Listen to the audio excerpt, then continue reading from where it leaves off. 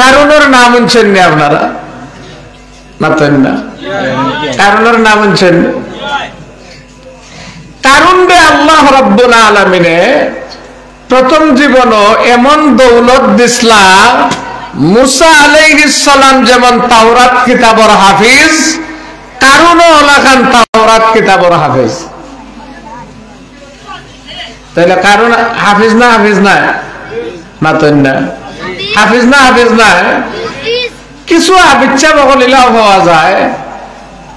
Error সিনার ভিতরে আল্লাহ যে 30 কোরআন শরীফ বাড়াইছেন, ইকানোর গুরুত্ব আস্থা দুনিয়া থাকি যে বেশি, ইকান অনেক সময় অনেক হাফিজ সাহেব বকলেও বোঝেন না, অনেক আলিম সাহেব বকলেও বোঝেন না, অনেক মানুষও এটা বোঝে না।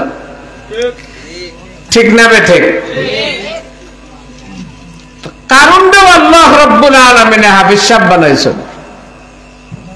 মুসা আলাইহিস সালাম রে আল্লাহ যখন তাওরাত দিলা, এই তাওরাত ইকান এত বড় আছিল, 8 ফাঁস আর 12 প্রস্থ, 1000 খণ্ড। তাওরাত কিতাব রে বইয়া নিতে উট লাগে 70টা। কতটা? আমরা কোরআন শরীফ বইয়া নিতে কটা লাগে? জি, কিন্তু তাওরাত বইয়া নিতে উট লাগে কতটা? 70টা। মুসা আলাইহিস সালাম রে আল্লাহ এই পরিমাণের শক্তি দিসলা যে মুসা আলাইহিস সালামে এই তাওরাত কিতাব ইকনান তুর পাহাড় তাকিয়া 70টা উঠে জিগনেন বইয়ান তো তাই একলা মাথা করে লই আইছেন। আল্লাহ তাআলা মুসা আলাইহিস সালাম রে কইলা, ও মুসা, আমি তোমারে যে তাওরাত কিতাব দিছি, এই কিতাব ইকান দে মর্যাদা দেওয়া লাগবো, কারণ এখান আমি আল্লাহ আমার নিজের কুদরতি হাত দিয়া লিখিয়া দিচ্ছি। আল্লাহ সব জিনিস বানাইছেন ওয়াটার দিয়া, আর 5টা জিনিস আল্লাহ বানাইছেন আল্লাহর কুদরতি হাত লাগাইয়া। বাকি সব জিনিস আল্লাহ বানাইছেন কিতা দিয়া? ওয়াটার দিয়া। কোন হইছেন ভাইয়া কোন হয়ে গেছে। এই 5টার মাঝে একটা হইল তাওরাত কিতাব।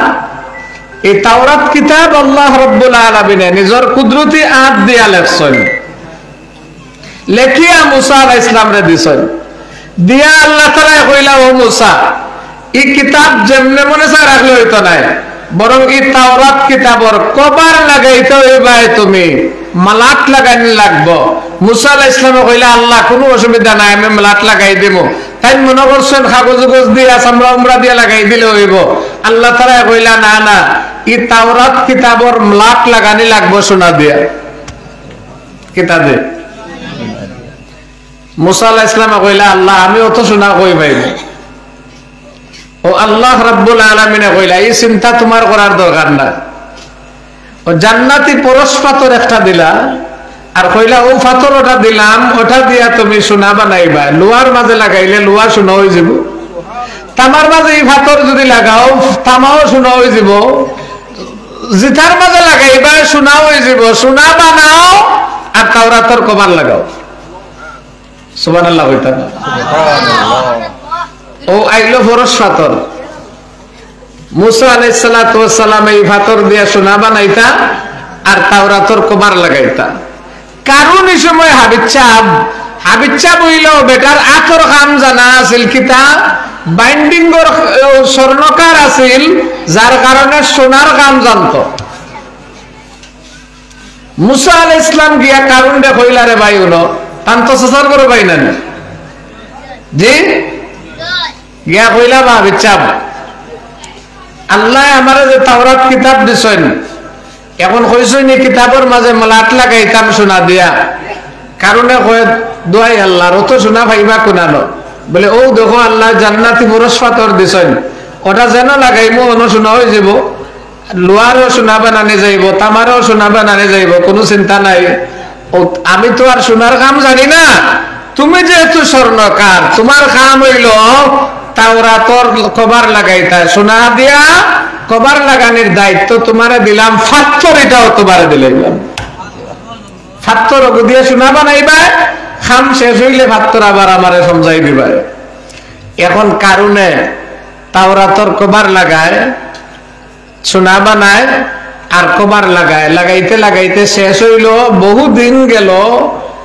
আল্লাহ তাআলা কইলা, ও মুসা, পাথর যে তারে দিসলা এগো আনো না কেন?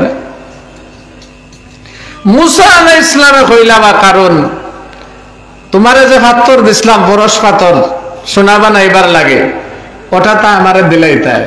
কয় দোয়াই আল্লাহর, এগু তো আড়াইলিস। ওকে নাউজুবিল্লাহ, আরো জোরে ওকে নাউজুবিল্লাহ। দুনিয়া সবে আঙ্গাজ করতে পারে না, দুনিয়া সবে আঙ্গাজ করতে পারে না। কেউ দুনিয়া পাওয়ার বাদেও মসজিদ ছাড়ে না, আর কেউ দুনিয়া পাওয়ার বাদে মসজিদে যাওয়ার আর সময়ও পায় না। দয় কিসিমের মানুষ আছে না নাই? জোরে ওকে আছে না নাই? আবে দরিয়া জেরে কিস্তি পুষ্টি আস, আবে দরিয়া জেরে কিস্তি পুষ্টি আস, আবে আন্দরে কিস্তি হালাকাস। কবি বলেন, দুনিয়ার মানুষ রে শুনো, পানি যদি না থাকে নৌকা চালাইতে পারবে না। নৌকা চালাইবার জন্য পানির দরকার, কিন্তু জানিয়া রাখো, এই পানি যদি নৌকার নিচে থাকে রে, পানিটা হয় নৌকার জীবন। নৌকা তার উপর দিয়া চলাচল করে, প্যাসেঞ্জার টানতে পারে, মাল দৌলত টানতে পারে, পরিবহনের কাজ করতে পারে। কিন্তু এই পানি যদি নৌকার ভিতরে ঢুকে যায়, তাহলে এই পানি আবার তারে ডুবাই দেয়। ঠিক নি? মাতেন না? ঠিক নি? মুহতারাম হাজিরিনে কেরাম, যেভাবে নৌকার পানি, নৌকার নিচে যদি পানি থাকে, নৌকা যেভাবে চলে, আবার একই পানি যদি নৌকার ভিতরে ঢুকে যায়, এই পানি নৌকার জীবন ধ্বংস করে দেয়। ঠিক তেমনি ভাবে ধন সম্পদ ছাড়া মানুষ চলতে পারে না। এই ধন সম্পদ যদি মানুষের নিচে থাকে, তাহলে এই মানুষ ধন সম্পদ রে হালাল ভাবে ব্যবহার করিয়া, আল্লাহর হুকুম মতো ব্যবহার করিয়া মানুষ ধন দিয়া জান্নাত কামাই করতে পারে। আবার ধন যদি মানুষের ভিতরে ঢুকে যায়, ধনের কারণে মানুষ যদি আল্লাহ বলে যায়, তাহলে এই ধনেই মানুষরে জাহান্নামে পৌঁছাই দেয়। আমার কথা বুঝছেন না আপনারা? ধন যদি, ধনের মহব্বত থাকে, যদি আল্লাহর মহব্বত বেশি থাকে, তাহলে ধনে মানুষের বেহেশত লইয়া যায়। আর ধনের মহব্বত যদি আল্লাহর মহব্বত থাকে বেশি হয়ে যায়, তো ধনে মানুষের কই লইয়া যায়? জোরে কোকা, কই লইয়া যায়? দোজখ লইয়া যায়। এই জন্য মুহতারাম হাজিরিনে কেরাম, আল্লাহ রাব্বুল আলামিন বলেন, ইয়া আইয়ুহাল্লাযীনা আমানু লা তুলহিকুম আমওয়ালুকুম ওয়ালা আওলাদুকুম আন যিকরিল্লাহ ওয়া মান ইয়াফআল যালিকা ফাউলাইকা হুমুল খাসিরুন। আল্লাহ বলেন, হে ইমানদারেরা, খবরদার, তোমাদের মালের কারণে, তোমাদের আওলাদের কারণে আমি আল্লাহর জিকির থেকে গাফিল হইও না। আমি আল্লাহর নির্দেশ ভুলিয়া যাইও না, আমি আল্লাহর বিধান ভুলিয়া যাইও না, আমি আল্লাহরে মালের কারণে ভুলিয়া যাইও না, আমি আল্লাহরে আওলাদের কারণে ভুলিয়া যাইও না। ওয়া মান ইয়াফআল যালিকা, যদি তুমি তাই মালদার হওয়ার কারণে, আওলাদের কারণে আমি আল্লাহরে ভুলে যাও, চরম ক্ষতিগ্রস্ত হইয়া যাইবে। মালের কারণে, আওলাদের কারণে, কেউ যদি সম্পদের কারণে আল্লাহ ভুলে যায়, তার সম্পদ তারে জাহান্নামে পৌঁছাই দেব। ঠিক না বেঠিক? তাইলে মালের মহব্বত যদি ভিতরে থাকে না, বারে থাকে না। নৌকার পানি যেভাবে বাইরে নিচে থাকলে নৌকার লাগি সহায়ক হয়, ওলাকান দুনিয়ার ধন সম্পদের মহব্বত যদি কলজার বারে থাকে, তাইলে মানুষ এই ধন সম্পদ দিয়া জান্নাতর কামাই করা সহজ হয়ে যায়। ঠিক নেই? আচ্ছা, এই দুনিয়াত এইরকম মানুষ আছে নি যার ব্যবসা এই পরিমাণের জমছে, যার ব্যবসার কারণে মসজিদও যাইতে পারে না। প্রত্যেক বাজার হইলা কোনো মানুষ আসেনি, মাতন না আসেনি। আবার প্রত্যেক বাজারই এরকমের কোনো কিছু মানুষ আসেনি যারা আজান হইলেও সাকার ঠান দিয়ে মাঝে যায় গে খেরা ফাঁস আর খেরা ভেল, মাতন না খেরা ফাঁস আর খেরা ভেল। আল কাইয়িসু মান দানা নাফসাহু ওয়া আমিলা লিমা বাদাল মাউত ওয়াল আজিজু মান আতবা'a নাফসাহু হাওয়াহা ওয়া তামান্না আলাল্লাহ। আল্লাহর নবী বলেন দুনিয়ার মানুষ জানিয়ারা করে যে মানুষ তার নফসের লগে জিহাদ করলো, যে মানুষ তার মন গড়া জিন্দেগি চালাইলো না, আল্লাহর কথা মতো জীবন চালাইলো, আল্লাহর নবী বলেন মরার পরের জিন্দেগির লাগে আমল জোগাড় করলো, মরার পরের জীবনের লাগে সামান জোগাড় করলো। আল্লাহর নবী এখন এই মানুষটা হইল সবচেয়ে বড় বুদ্ধিমান, এই মানুষটা হইল সবটাকে বড় বুদ্ধিমান। মাহতারাম হাজরিনে কেরাম, তাইলে দনর গরম সবে সহ্য করতে পারে না। এখন কারণে সোনা বান দিয়া তাওরাতর কভার লাগাইছে, আস্তে আস্তে সোনার মহব্বত তার ভিতরে ঢুকে গেছে। কই ঢুকছে? জোরে কোকা, কই ঢুকছে? ভিতরে ঢুকে গেছে। এখন মনে মনে খালি চিন্তা করে, কয় রে মুসা আলাইহিস সালাম রে কেমনে ঠকাইতাম, একটা বাহানা দিয়া যদি ভাতটা আমার কাছে রাখি দেই বাকি জীবন সোনা বানাইবো, আর দুনিয়ার সবচেয়ে বড় শিল্পপতি ধনী আমি হইয়া যাইব। এই জন্য মুসা আলাইহিস সালামে যখন হইলা ভাই কারণ তুমি আমার ফরজ পাথরটা রিটার্ন করো, কারণে হইল ভাই সাহেব আল্লাহর পয়গম্বর আমি তো আড়াই লইছি। ওকা নাউজুবিল্লাহ। মুসা আলাইহিস সালাম বলেন ভাই কারণ রে তুমি যদি আসলে আড়াইয়া থাকো তাহলে তো আর কোনো কথা নাই, আর যদি তুমি আমার সাথে মিথ্যা কথা কো প্রতারণা করো তাহলেও কিন্তু তোমার বিচার আল্লাহ করবা। দিছুন একবারে জায়গা দিছুন নি খে দিছুন মুসা আলাইহিস সালামে, এন কোনো তুম পাবলিক নেই। এখন মুসা আলাইহিস সালাম তার থেকে আইলা কারণেও সোনা বানায় আর সোনা বেচিয়া বিশাল বড় শিল্পপতি হইয়া গেছে। কেমন বড় ধনী হইল, তৎকালীন পৃথিবীর এমন কোন বড় শহর ছিল না, এমন কোন বড় সমুদ্র বন্দর ছিল না যেখানে কারণের কোন মিল ফ্যাক্টরি ছিল না। তৎকালীন পৃথিবীর সব বড় বড় বন্দর গুলাতে, বাণিজ্যিক শহর গুলাতে কারণের বাণিজ্য কাফেলা ছিল, বাণিজ্যিক শহর ছিল, বাণিজ্যিক দফতর ছিল। কারণ রে আল্লাহ এই পরিমাণের সম্পদ দান করলেন, যেই সম্পদের কারণে কারুনার সম্পদের শুধুমাত্র তালা মারিয়া যে রাখতো, এই তালাগুলার চাবি বইয়া নিতেও উট লাগতো 70টা।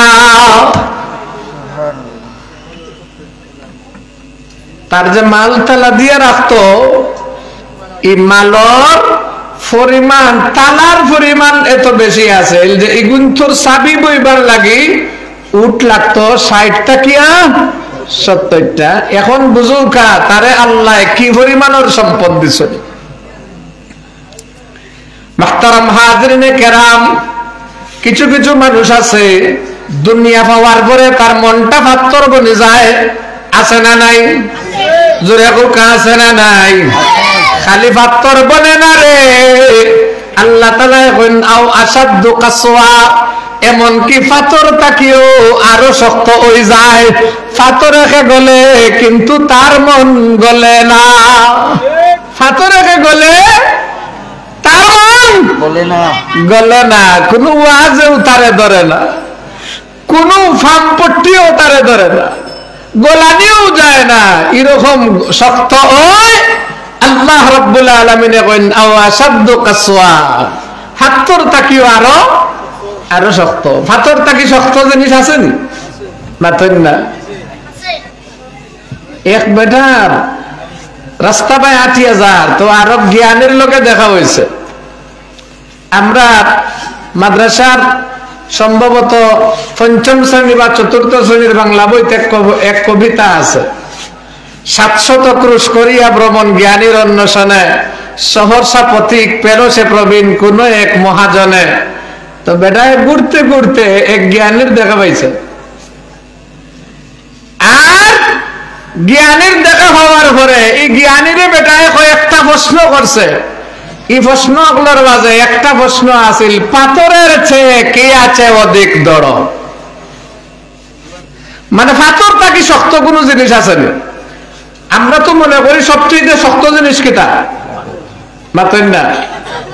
যে কোনো মানুষের উদাহরণ দিতে কয় না, কয় বা একবারে পাথর লাগান দেব, কয় না। তো বেটায় জিকার পাথরের চেয়ে কি আছে অধিক দৃঢ়? যে ও জ্ঞানী, পাথরটা কি শক্ত কোনো জিনিস আসেনি? এই জ্ঞানী জবাব দিলা, পাষাণ হৃদয় তার চেয়ে অধিক দৃঢ়। পাষাণ হৃদয় যেমন শক্ত, পাষাণ যেমনর কোনো দয়া মায়া নাই, যেমনর মাঝে কোনো ডর ভয় নাই, ইমন হইল পাথর তাকে আরো। আর আল্লাহ কইরা আসাধ্য কাসওয়া, কিছু মানুষ আছে এরার অন্তর পাথর তাকে আরো শক্ত। যেমন আবু জেহেলে সারা জীবন রাসূলুল্লাহর বিরোধিতা করছে। আচ্ছা, নবী যে আল্লাহর নবী, এই কথা আবু জেহেলে জানতো না? খুব ভালো করে জানতো। কেমনে জানতো? আল্লাহর রাসূল সাল্লাল্লাহু আলাইহি ওয়াসাল্লাম যখন ছোট্ট বালক, ওই সময় একদিন মক্কা থেকে কিছু দূরেই এক পাহাড়ের পাশে দাঁড়াইয়া আল্লাহর নবী সাল্লাল্লাহু আলাইহি ওয়াসাল্লাম খানতেছেন। আশেপাশে আর কোনো মানুষ নাই। আবু জেহেল যখন দেখলো মুহাম্মদুর রাসূলুল্লাহ সাল্লাল্লাহু আলাইহি ওয়াসাল্লাম এই বালক মুহাম্মদ এই জায়গার মধ্যে দাঁড়াইয়া খানতেছেন, আবু জেহেলের বড় মায়া লাগলো। আহারে, মুহাম্মদের মাও নাই, বাপও নাই, আর এই জায়গার দাঁড়াইয়া এতিম মুহাম্মদ এই বাচ্চা খান্দিরা দেখিয়া আবু জেহেলের বড় মায়া লাগছে। আবু জেহেল আস্তে আস্তে নবীজির খান্দা থাইলো আর আইয়া কইল, ও মুহাম্মদ, তুমি খান্দিরা এখানে কি লাগান? মক্কাত বাড়িত ফিরিয়া যাইবা, চিন্তা করডায়নি, চিন্তার কোনো দরকার নাই। তোমার বাপ না থাকলে কি তৈল, আমি চাচা আবু জেহেল আছে, আমি তোমার লইয়া মক্কাত যাইব, থইয়া যাইতাম না। এখন উট বসাইয়া আল্লাহর রাসূল সাল্লাল্লাহু আলাইহি ওয়াসাল্লাম উটের উপরে তুললো। আমরা যে কোনো জনে মোটরসাইকেলে যদি কেউরে তুলি, আমরা আগে বইনি না, যারে তুলি তারে আগে বই। জি, মোটরসাইকেলের ড্রাইভার আগে না প্যাসেঞ্জার আগে? উঠোরও প্যাসেঞ্জার আগে। আবু জেহেল আগে বইল আর নবীজিরা করে উঠাইল। নবীজির বয়স এই সময় একবারে কম, বাচ্চা বালক মুহাম্মদ সাল্লাল্লাহু আলাইহি ওয়াসাল্লাম। আবু জেহেলে আল্লাহর হাবিবরে করে বইয়া আর নিজে আগে বইয়া উট যখন মক্কা বাইতে রওনা করাইতে চায়, উট রে আর চালাইতে পারে না। মারতে মারতে বহু চেষ্টা করছে, উট আর সামনে অগ্রসর হয় না। শেষ পর্যন্ত আবু জেহেলে কয়, রে উট, তোর কিথা হইল? আজকে আমার বাতিজা মুহাম্মদ রে লইলাম আর লইয়া যাইতাম চাইলাম, আর তুই এখন যাস না। এখন আল্লাহ পরওয়ারদিগারে আলমে উটের জবান খুলে দিছেন। উঠে ডাকিয়া কইল, ও আমার মালিক, এই যারে লইছো তুমি, এই দুনিয়ার সাধারণ কেউ নাই, আখেরি পয়গাম্বর আল্লাহর হাবিব। যত সময় পর্যন্ত তুমি সামনে থাকবাই আর তানে পিছনে রাখবাই, তত সময় পর্যন্ত আমার চলা সম্ভব হবে না। যদি চলতেই হয় মুহাম্মদ রে আগে বসাও, তুমি তার পিছনে যাও। মুহাম্মদ সাল্লাল্লাহু আলাইহি ওয়াসাল্লামের সামনে দিয়া আবু জেহেল যখন পিছনে গেল, উট এখন দৌড়িয়া মক্কার দিকে যাওয়া শুরু করলো। বুঝিয়া থাকলে কৌকা, আবু জেহেলে নবীরে চিন্তনি? মাতেন না, চিন্তনি? আবু জেহেলে নবীরে খুব ভালো করে চিন্ত। এরপরেও তার মন এই পরিমাণের শক্ত আছিল, পাথর থেকে আরো শক্ত। কোন অবস্থায় তার মন গলছে না। মক্কার অন্যান্য কাফিরের যত লিডার আছিল, এরা কিছু কিছু সময় নবীজিরে নরম ব্যবহার করছে, বা কিছু কিছু সময় তারা চেষ্টা করছে নবীজির সাথে এরা সন্ধি একটা আপোষে পৌঁছার লাগে। কিন্তু সর্ব অবস্থায় নবীজির বিরুদ্ধে সবচেয়ে শক্ত ভূমিকা ছিল আবু জেহেল। এমনকি তার মরণের সময় বদরের যুদ্ধ, বদরের ময়দানে যখন তারে ফালানি হয়েছে, তার জান এখনো গেছে না। ও জান যাইবার আগর সময় কেন হযরত আব্দুল্লাহ ইবনে মাসউদ রাদিয়াল্লাহু তাআলা আনহু যখন তার কল্লা কাটবার লাগে গেছেন, ওই সময় আবু জেহেল উঠিয়া কইল, মা খবর কি দেখো চাই? বলে খবর হইল আল্লাহর রাসূল জিতছেন আর তোমরা পরাজিত হইছ। আবু জেহেল উঠিয়া কইল, মুহাম্মদের খবর খান জানাই দিও, আগে তানে আমি যে পরিমাণের ঘৃণা করতাম, আজকুর পরে এখন আমি তানে আরো বেশি ঘৃণা করি। নাউজুবিল্লাহ কইতা না, আরো জোরে হোক নাউজুবিল্লাহ। আচ্ছা, ফেরাউন খারাপ না আবু জেহেল খারাপ?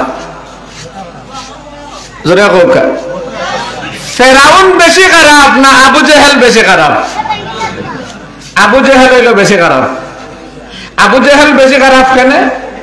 কারণ ফেরাউন যে সময় দরিয়াত করছে, ফরিয়া যখন বুঝবাইছে আমার সব পাওয়ার শেষ, এখন মুসার আল্লাহর পাওয়ার শুরু। এই সময় কইছে কিতা কইছে যে আমি মুসার আল্লাহর উপরে ঈমান আনলাম।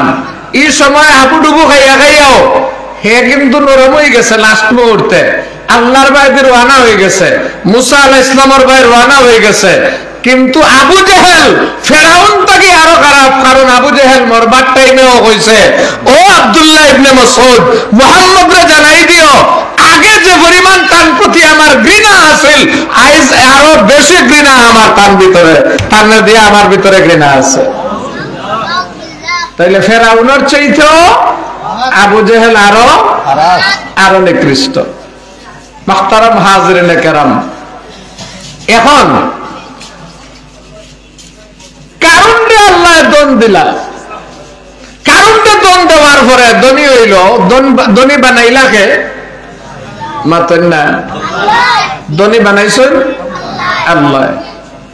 যারারে আল্লাহ ধন সম্পদ দেয়, এরারে আল্লাহ দন দে এমনি না, এটাও একটা পরীক্ষা, এটাও একটা পরীক্ষা। ধনী মানুষ যদি দনের পরীক্ষা পাস করতে হয়, তাইলে তারারও তিনটা কথা মনে রাখিয়া জীবন চালানো লাগবে। ধনী মানুষ যদি দনের পরীক্ষা পাস করতে হয়, তাইলে তারাও তিনটা কথা মনে রাখিয়া জীবন পরিচালনা করা লাগবে। কয়টা কথা? তিনটা।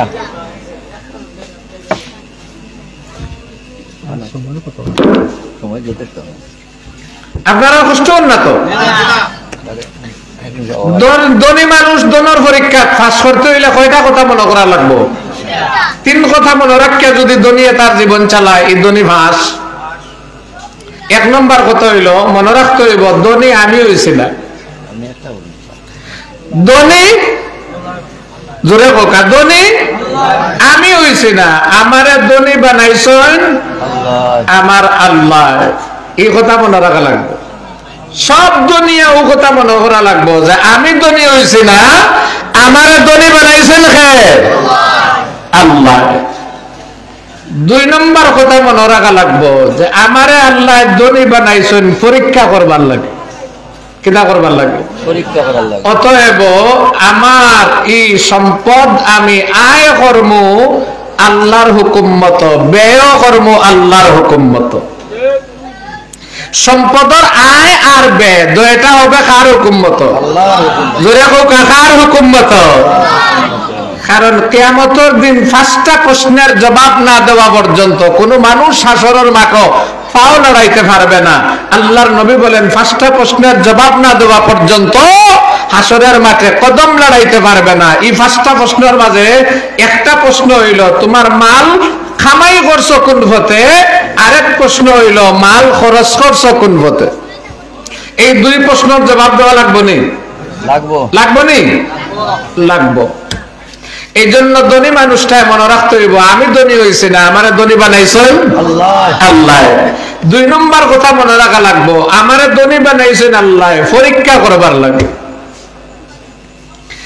তিন নম্বর কথাও মনে রাখা লাগবো, আল্লাহ আমারে দুনিয়ার ধনী বানাইছেন, এই দুনিয়ার ধন পাইয়া আমি আখিরাতের গরিব হইতাম চাই না।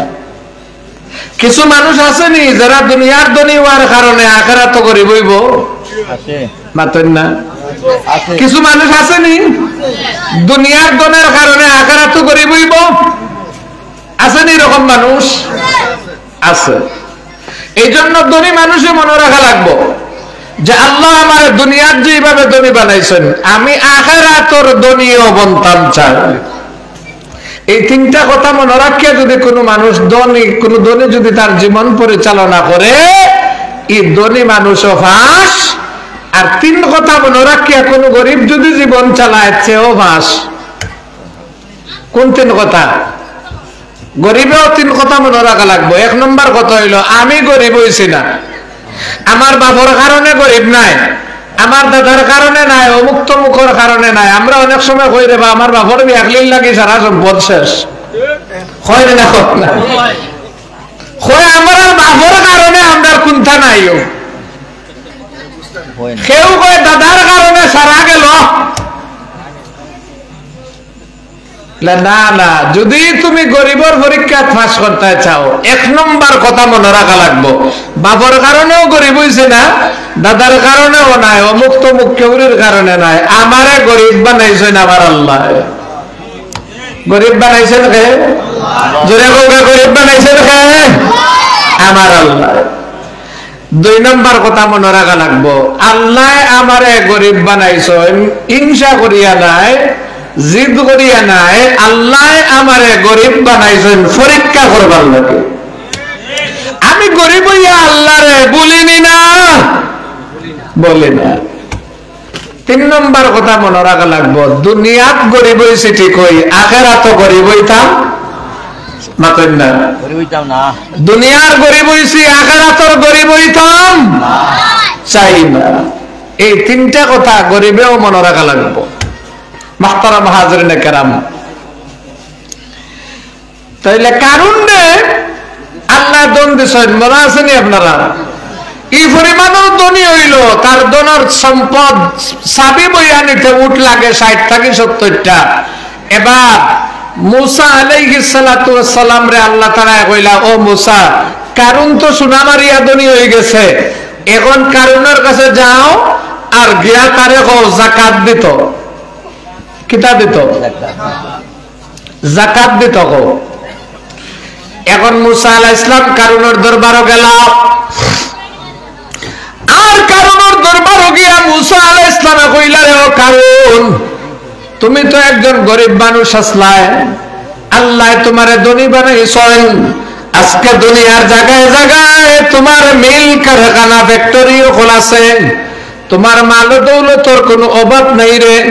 আল্লাহ রাব্বুল আলামিন তোমারে সম্পদ দান করছেন, যে আল্লাহ তুমি কারণে সম্পদ দিছেন, ও আল্লাহ আমারে নির্দেশ দিছেন তোমারে কইতাম যাকাত দিতাই, তোমারে কইতাম যাকাত দিতাই। যাকাত দিতাই কতখান? সম্পদের 3 ভাগের 1 ভাগ।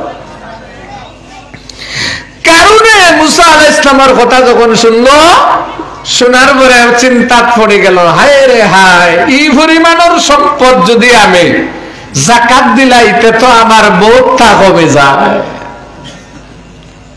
আচ্ছা কোন চাই সম্পদ দিলাম আমরা রেখে দিলা আল্লাহ, আল্লাহর দেওয়া সম্পদটাকে যদি আবার আল্লাহর রাস্তায় আমি দিলাই, সারাও দিলাইতে আমার কিচ্ছু কইবার আছে না। অনেক মানুষ আছে বই নাই তোর ফরাইজ দিতে লাগান খুব চিন্তা করে, আছে না? অনেক মানুষ আছে যে বই নাই তোর ফরাইজ দিতেও চিন্তা করে, কয় রে হায় রে 4 কি আর গেল গিয়া, হায় রে 2 কি আর গেল গিয়া। কেউ কেউ আছে কোন রকম তুড়া দিয়া একটা বুঝ দিয়ে আনে রাখিত পারে, এই জন্য আপনার টালবা আনা করে, আসেনি? আসেনি? আচ্ছা, বাফর সম্পদ বাইয়ে ফাইতো যে এই অংশটা নির্ধারণ করছেন কে? আল্লাহ। ফুয়ার অংশ কে নির্ধারণ করছেন? আর বাইর অর্ধেক বইনে ফাইতো যে এই অংশ কে নির্ধারণ করছেন? তুমি তোমার মাল দিতাই নি, বইনটা যে দিতায় ফরাইজ তোমার মাল দিতাই নি না তার মাল দিতায়? মাতেন না, খার মাল, খার মাল বইনের মাল বইনকে দিতায়, তোমারও তো কলজার জ্বলতো কেন? আল্লাহ রাব্বুল আলামিন ঠিক তেমনি ভাবে বলেন, ওয়াফি আমওয়ালিহিম হাক্কুল লিসসাইলি ওয়াল মাহরুম। আল্লাহ বলেন, ও দুনিয়ার ধনী মানুষেরা রে শোনাও, তোমার সম্পদের ভিতরে আমি আল্লাহ মিসকিনদের হক রাখছি, বঞ্চিত গরিব মানুষের পাওনা রাখছি। ও ধনী, তুমি যে মাল কামাই করছো, তোমারে মাল দিছেন যে আল্লাহ, তোমারে মালদার বানাইছেন যে আল্লাহ, তোমার মালটা কিয়া আল্লাহর রাস্তায় দেওয়ার লাগিও অংশ নির্ধারণ করছেন আল্লাহ। তোমার মাল দিলা যে আল্লাহ, তোমার সম্পদের মাঝে গরিব দুঃখী মানুষের পাওনা, মসজিদ মাদ্রাসার পাওনাও ঠিক করিয়া দিয়েছেন আল্লাহ। অতএব তোমার কোনো টেনশন করার দরকার নাই। মুহতারাম হাজিরিনে কেরাম, আমি আসলে আওয়াজ লম্বা করছিলাম, ওই কাছে মিশে পাইতে দেরি হয়, কিন্তু তাই না আইছেন হোক আলহামদুলিল্লাহ, আরো করে হোক আলহামদুলিল্লাহ। কথা শেষ করিলাইমু।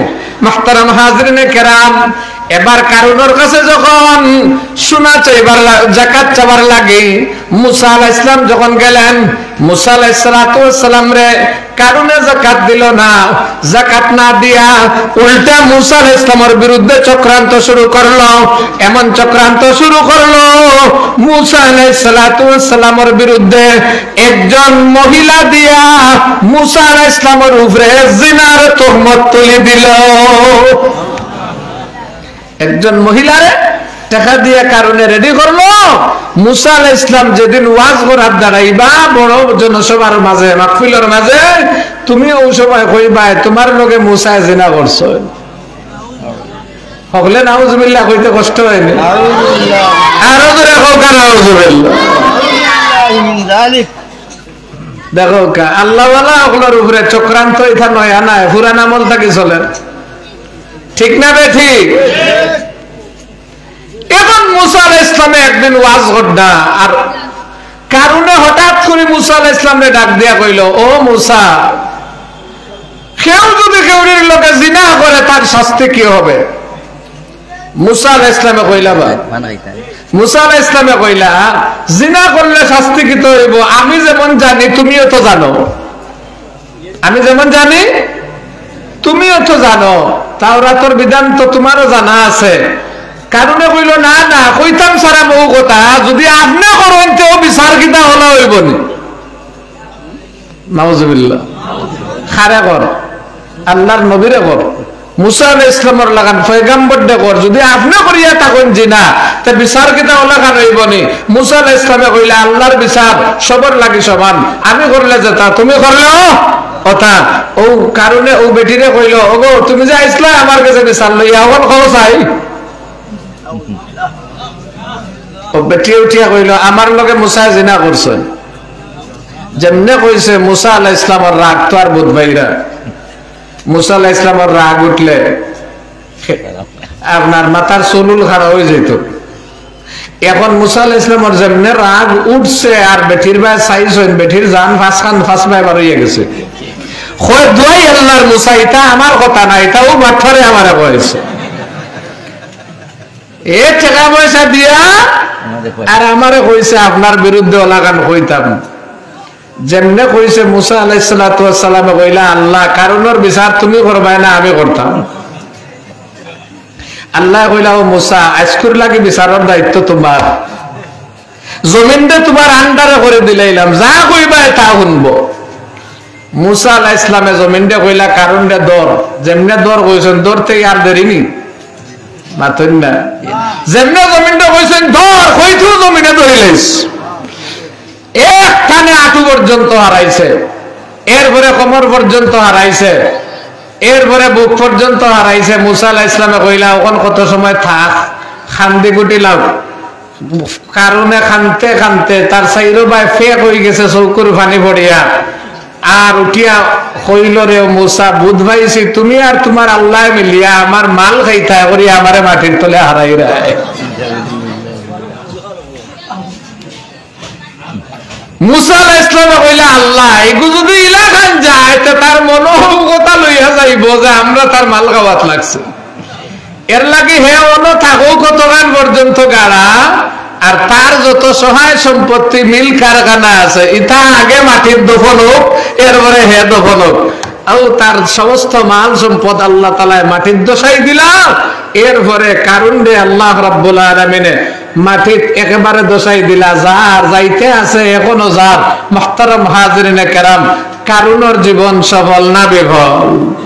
আরো সফল না বিফল? এই জন্য ভাই শেষ হতে হইল আমার ও কথা, মানুষের জীবন সম্পদশালী হইলেই মানুষের জীবন সফল হয় না, পদর মালিক হইলে জীবন সফল হয় না রে। ফেরাউনের প্রধানমন্ত্রী হামান আছিল, হামানের জীবন সফল না বিফল? বিফল। ফেরাউন তো রাষ্ট্রপতি আছিল, জীবনটা সফল না বিফল? নমরুদের জীবন সফল না বিফল? আবার বেলালের জীবন সফল না বিফল? এই জন্য দুনিয়ার কোন মানুষ যদি দুনিয়ার লাইনে একেবারে দুর্বল মানুষ হয়, কোন মানুষের যদি বাড়িও থাকে না, ঘর থাকে না, দালান থাকে না, বিল্ডিং থাকে না, কোন মানুষের যদি মাথা গুজার মতো কোনো ঠাই থাকে না, রেল স্টেশনের মাঝে ঘুমাইয়া রাত কাটায়, এমন মানুষটাও যদি আল্লাহওয়ালা হইয়া মরতে পারে, কলিমাওয়ালা হইয়া মরতে পারে, এই মানুষটার জীবন সফল না বিফল? এই জন্য সফল জীবন খার যে মানুষের ভিতরে আল্লাহ আল্লাহর মহব্বত আছে, যে মানুষ আল্লাহওয়ালা হইতে পারলো, যে মানুষ কোরআনওয়ালা হইতে পারলো, যে মানুষ নবীওয়ালা হইতে পারলো, যে মানুষ ইসলামওয়ালা হইতে পারলো, এই মানুষের জীবন হইল সফল জীবন। যে মানুষের জীবন আল্লাহ নাই, রাসূল নাই, কোরআন নাই, ঈমান নাই, এই মানুষের জীবন হইল কুকুরের চাইতে আরো বরবাদ। এই জন্য আল্লাহ তাআলা কইন যারা মুমিন তারার গুণ হইল ইন্নামাল মুমিনুনাল্লাযীনা ইযা যুকিরাল্লাহু ওয়াজিলাত কুলুবুহুম ওয়া ইযা তুলিয়াত আলাইহিম আয়াতু যাদাতুহুম ঈমানা ওয়া আলা রাব্বিহিম ইয়াতাওয়াক্কালুন। আল্লাহ বলেন যারা মুমিন তারার গুণ হইল, বৈশিষ্ট্য হইল, যখন তাদের সামনে আমি আল্লাহর নাম নেওয়া হয়, আমি আল্লাহর নাম শুনলে মুমিনের অন্তরের ভিতরে কম্পন শুরু হইয়া যায়। আল্লাহর নাম শুনলে মুমিনের অন্তরের ভিতরে কাঁপ শুরু হইয়া যায় রে। মুমিনের অন্তরটা কাঁপতে থাকে, মুমিনের অন্তরের ভিতরে আল্লাহর নামে ভূমিকম্প শুরু হইয়া যায়। মুহতারাম হাজিরিনে কেরাম, ঠিক তেমনি ভাবে মুমিনের সামনে যখন আল্লাহর কালাম তিলাওয়াত করা হয়, কোরআন তিলাওয়াত করা হয়, কোরআনের কথা বলা হয়, তখন মুমিনের ঈমান বাড়িয়া যায়। আর মুমিন সর্ব অবস্থায় আল্লাহর উপরে ভরসা রাখে।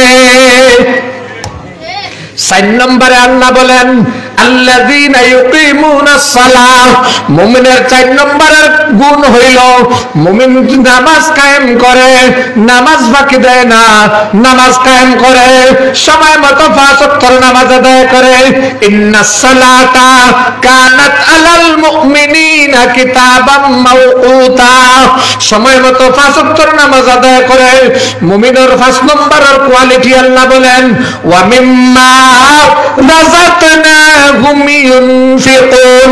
আমি আল্লাহ তাআলা যে সম্পদ দিছি, এই সম্পদটা কি আমি আল্লাহর পথে মাল খরচ করে কারণের মতো বকিল হয় না, ফাত্তরের মতো হয় না, মন শক্ত হয় না, বরং আমি আল্লাহর দেওয়া মাল থাকিয়া আমি আল্লাহর পথে খরচ করে।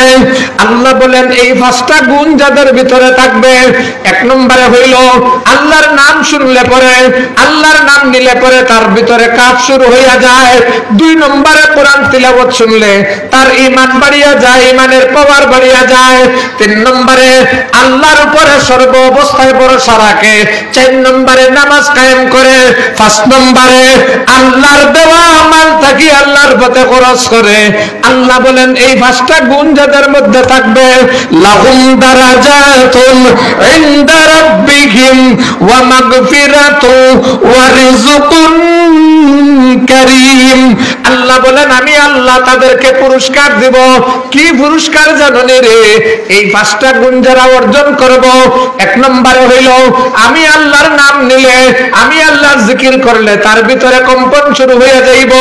কোরআন শরীফের তিলাওয়াত করলে তার ঈমান বাড়িয়া যাইব। এরপরে আমি আল্লাহর উপরে সর্বদা ভরসা রাখবো। এরপরে সময় মতো নামাজ আদায় করব। এরপরে আমি আল্লাহর দেওয়া মাল তাকিয়া আমি আল্লাহর পথে খরচ করব। আল্লাহ বলেন এই 5টা গুণ যাদের হবে তাদেরকে আমি আল্লাহ পুরস্কার দান করব। কি পুরস্কার জানোনি? আল্লাহ বলেন উলাইকা হুমুল মুমিনুনা হাক্কা। আল্লাহ বলেন ওই 5 গুণওয়ালা মুমিন যারা হবে তারাই হইল সত্যিকারের ঈমানদার। আমরা সত্যিকারের ঈমানদার হইতাম চাইনি? আল্লাহ কইন এই 5 গুণ যদি অর্জন করতে পারো, আমি আল্লাহর নাম লইলে তোমার ভিতরে খাস শুরু হয়ে যায়, আমার তিলাওয়াত শুনলে তোমার ঈমান বাড়ে যায়, আমার উপরে ভরসা করো, নামাজ কায়েম করো, আমার রাস্তায় মাল খরচ করো, এই 5 গুণ যদি অর্জন করো, তোমারে আমি আল্লাহ সার্টিফিকেট দিলাম উলাইকা হুমুল মুমিনুনা হাক্কা। তুমি হইলাই সত্যিকারের মুমিন, তুমি হইলাই সত্যিকারের মুমিন। এরপরে আল্লাহ কইন তারার লাগে পুরস্কার হইল কি তা জানোনি? 1 নম্বর পুরস্কার হইল লাহুম দারাজাত। আমি আল্লাহর দরবারে তাদের জন্য মর্যাদা আছে। সুবহানাল্লাহ। আমি আল্লাহ তাদের মর্যাদা বৃদ্ধি করিয়া দিব। ওয়া মাগফিরা। 2 নম্বরে হইল আমি আল্লাহ তাদের জীবনের যত গুনাহ আছে সব গুনাহ আমি আল্লাহ মাফ করিয়া দিব। আল্লাহ বলেন 3 নম্বর পুরস্কার হইল ওয়া রিজকুন কারীম। আমি আল্লাহ তাদের জন্য সম্মানিত রিজিকের ব্যবস্থা করব। রিজিকের পেরেশানি কোনোদিন তাদের করতে হবে না। আল্লাহ আপনার সবরে এই 5টা গুণ অর্জন করার তৌফিক দান করুক। সবাই কোকা আমিন। জোরে কোকা হয়টা 5টা গুণ আল্লাহ আপনার অর্জনের তৌফিক দেওকা। 1 নম্বর আল্লাহর নাম যখন লইব, আল্লাহর নাম লওয়ার সাথে সাথে জিকিরের সাথে সাথে কোরআনের তেলাওয়াত শুনলে ভিতরে খাফ শুরু হয়ে যায়। 2 নম্বরে হইল আপনার ঈমান, কোরআন শরীফের তেলাওয়াত শুনলে ঈমান বাড়ে যায়। 3 নম্বরে হইল ভরসা সব সময় আল্লাহর উপরে। 4 নম্বরে হইল নামাজ কায়েম করা। 5 নম্বরে হইল আল্লাহর রাস্তায় মাল খরচ করা। মুহতারাম হাজিরিনে কেরাম, আমরা যদিও আমরার এলাকার কৃতি সন্তান কাসেমি সাহেব, এরপরেও কাসেমি সাহেবের বয়ান কোন সময় হইব মানুষের একটা অপেক্ষা থাকে। ঠিক না ঠিক? একটা অপেক্ষা আপনার আছে না নাই? ও বাজারও এখনো অনেকজন আছেন কাসেমি সাহেব কোন সময় উঠরা। আলহামদুলিল্লাহ কাসেমি সাহেব আমি উনছি জনতাত না ওদিকে বহুত দূরেই আসলাম, এখন আইয়া আমরার মাঝে পৌঁছে গেছেন। এখনো ইনশাআল্লাহ তার বয়ান শুরু হইব। আমরা আল্লাহর দরবারে দোয়া করি। আমরা যে বহুত মানুষ আছে আল্লাহ যখন শান বাড়ায় তখন এলাকার মানুষের লোক ছাড়ি দেয়। অনেক মানুষ আছে ডাকাত গিয়া ডাকা হয়ে যায়, ফুস্টারও ডাকা লাগা লাগে, এরপরে সপ্তাহ টাকা হয়ে যায়, সম্পর্কও টাকা হয়ে যায়। আমরা খুলজা পড়িয়া কাসেমি সাহেবের লাগে দোয়া করি। ও কারণে আল্লাহ রব্বুল আলামিনের তান ভিতরে আমরারে দিয়ে এলাকারে দিয়ে যে দরদ রাখছেন, এই পরিমাণের ব্যস্ততার পরেও এলাকা ছাড়ছেন না, এলাকার মসজিদ ছাড়ছেন না, মাদ্রাসা ছাড়ছেন না, এলাকার মানুষরে ছাড়িয়া যাইরা না। আমরা আল্লাহর দরবারে দোয়া করে আল্লাহ যেন দরজা আরো বাড়াই দেন, আর সব রকমের বালা মুসিবত তাকিয়া অ্যাক্সিডেন্ট বিপদ আপদ থাকি আল্লাহ যেন হেফাজত করেন। সকলে কোকা আমিন। এই দিকের ফার মাদ্রাসার যত জরুরত আছে আল্লাহ যেন তান গাইবি খাজানাটাকে ফুরাই দেন। সাবেক মুহতামিম সাহেব হযরত মাওলানা আব্দুল মালিক সাহেবের আল্লাহ তাআলা যেন পুরাপুরি শিফা দান করেন। আল্লাহ তাআলা যেন ডাক্তার সাহেব সহ এই মাদ্রাসার লগে খাটনি দিয়া যারা কবরবাসী হয়েছেন আল্লাহ তাআলার কবর দেবে স্তর বাগান বানাই দেউকা আমিন। ওয়া আখিরু দাওয়ানা আলহামদুলিল্লাহি রাব্বিল আলামিন।